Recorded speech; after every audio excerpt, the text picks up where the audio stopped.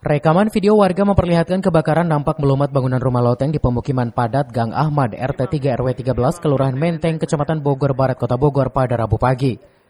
Kobaran api bahkan merambat dengan cepat hingga melahap sebagian bangunan lain. Kejadian bermula saat warga panik melihat kepulan asap membumbung dari arah kamar loteng hingga api terus membesar.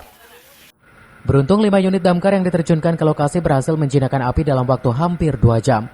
Kejadian ini juga membuat sejumlah penghuni menangis sejadinya lantaran melihat tempat tinggal mereka porak-poranda. Sementara dari pemeriksaan awal petugas gabungan diduga pemicu kebakaran akibat hubungan arus pendek kabel listrik menyambar karpet di salah satu ruangan loteng rumah. Kita ngopi dulu jam 5 lewat, terus kita ngebersihin itu tuh tempat tidur, bersihin apa asap kita lihat udah gede,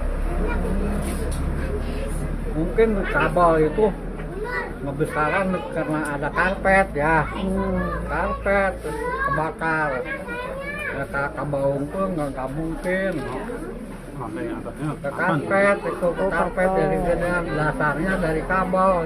Ya, pada pagi hari tadi jam 5 kejadian kebakaran di RW 13 Kelurahan Menteng yang menimpa 3 rumah.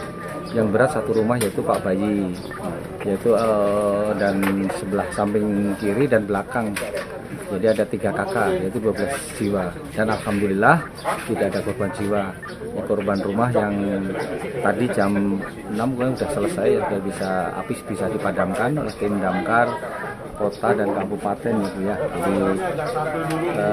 penanganannya insya Allah kedepannya nanti kita sampaikan juga ke BPBD, Dinsos dan Perhubungan untuk perbaikan rumah tersebut. Sedikitnya 3 rumah yang terdampak hangus di bagian atap, kamar loteng, dan dinding dapur.